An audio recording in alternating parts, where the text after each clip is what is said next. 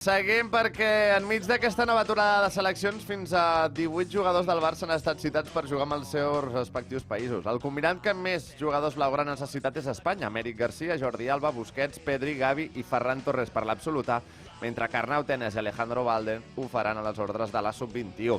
A més, Alemanya ha convocat a Ter Stegen, França, Koundé i Dembélé, Christensen anirà amb Dinamarca, Frenkie de Jong i Memphis han marxat amb els Països Baixos de Louis van Gaal i Lewandowski serà el líder de Polònia. Més enllà de la plana europea, però, també hi trobem Araujo amb l'Uruguai, Rafinha amb el Brasil i Kessié amb Costa d'Ivori.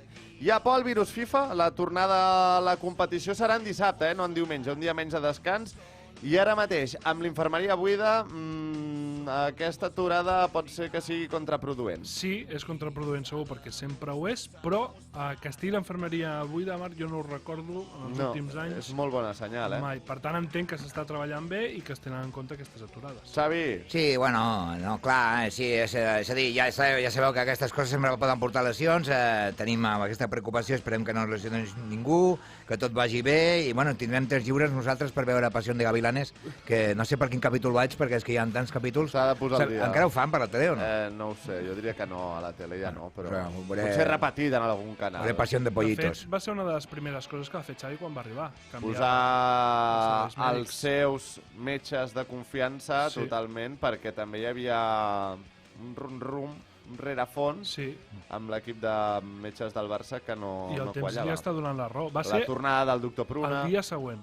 Sí, sens dubte, bé.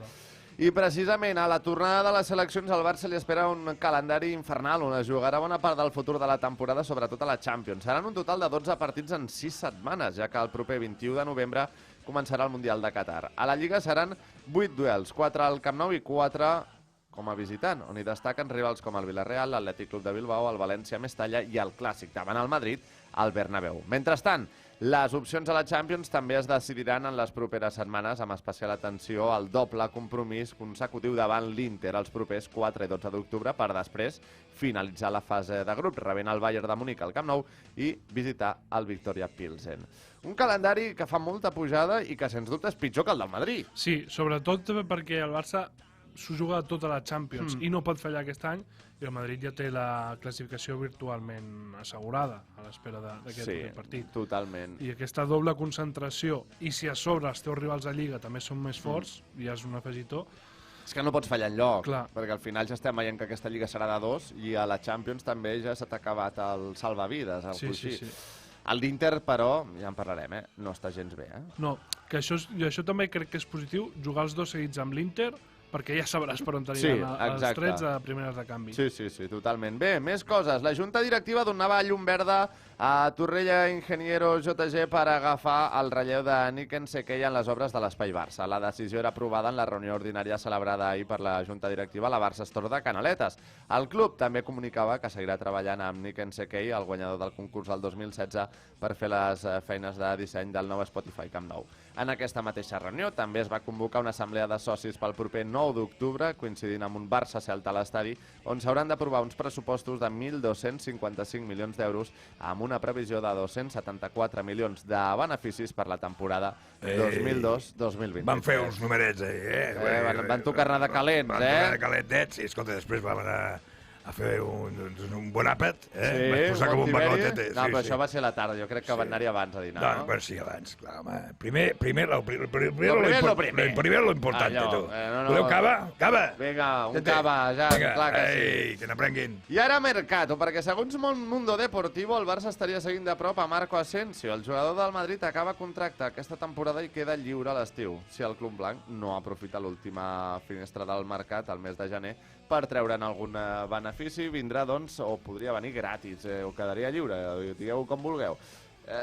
T'agrada Marco Asensio? Ja no et dic perquè jugui al Barça. T'agrada com a jugador? Sí, m'agrada com a jugador. Crec que va tenir un moment de sobreexcitació, valoració extrema, que va ser una Supercopa, precisament, que semblava que ens n'havia de fotre Déu cada dia Marco Asensio i era ja pilota d'or. No és això, però tampoc és per ser suplent. Jo crec que sí que pot ser titular en un equip gran. I t'agradaria el Camp Barça? No crec que tingui lloc. El diari AS que deien avui, que sigui Asensio? Sí, que el Barça està siguiendo Asensio. de prop. Jo crec que és impossible. O sigui, el nivell que està Dembélé, Rafinha i Ferran, i l'edat que tenen, tots ells, no, és que no té cap sentit, porta atenció. Jo crec que ara mateix no, però si ve gratis tinguem un present, per si de cas. Ara, que no és tampoc sant de la meva devoció. D'altra banda, el Barça aplicarà la clàusula de la por en els seus jugadors cedits, tot i que no es pot prohibir a un futbolista que jugui. El club ha inclòs clàusules d'indemnització en els casos de Nico al València i Abde a l'Osasuna. No són clàusules milionàries, però en principi cap dels dos clubs les voldrà assumir. L'excepció és Àlex Collado, a l'Elche, perquè després d'estar mig any sense fitxa, la temporada passada el club li ha volgut posar totes les facilitats. I a mi em sembla bé aquest detall, amb Collado. De fet, a mi és que em sembla malament l'altre ja directament. La clàusula de la por no t'agrada? Aquí sempre ens havíem tret pit dient que el Madrid ficava la clàusula de la por, que el Barça no, que si tu fas una sessió, doncs és que ha de ser així, i us heu pensant, no m'agrada la clàusula de la por, ho trobo d'equip petit, entenc que volen rascar alguns calés si hi ha d'això, perquè ha sigut idea de... Per la palanqueta. Sí, La palanqueta. ha sigut idea de Mateu i tal, però a mi no m'agrada. Si tu segueixes un jugador, segueixes amb totes les conseqüències. En Braithwaite no hi podem posar cap Hauríem de clàusula, recuperar, no? per per recuperar-lo. Com que no és cedit i és una marxa amb totes les de la llei, no s'hi pot fer res amb Braithwaite, però aquest ja ni cotitza que marcarà contra el Barça.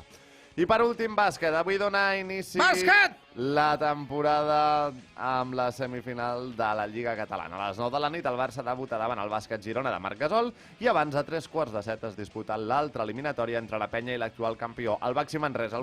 Una porreta, Nil, tu que mai falles. Final lògica de ser Penya-Barça, però també hem de dir que han sigut els més afectats per aquest virus Eurobàsquet. Han arribat amb jugadors molt justos, però tot i així crec que les dues plantilles tenen més talents que el seu rival. I dissabte hi ha la Supercopa. Sí, Supercopa dimecres Endesa. la final, per tant, tot seguit, i el dissabte la Supercopa Barça-Penya semifinals, és a dir, podrien jugar 2 cops aquesta setmana. I l'altre, Betis-Madrid? Sí, Betis-Madrid amb un superfavorit, és a dir, l'equip... El Betis. Sí, exacte. L'equip que ha fet el Madrid Man aquest que any, pierda. en parlarem Sí. molt, En parlarem molt, l'equip de bàsquet, i tenim la novetat que va anunciar ahir la ACB, que el partit estarà en obert, tant a Espanya com a Sud-amèrica, al canal d'Ibai. Molt bé. Doncs mira, aquesta tampoc la sabien. Qué bien, oye, L'apuntem. que se hable mucho del Madrid, ¿no? Ahora, del equipo que hemos hecho. Ara Hablamos en de Madrid. parlem de... Hablamos, hombre, y ahora que podíamos hablar del Madrid, ¿no?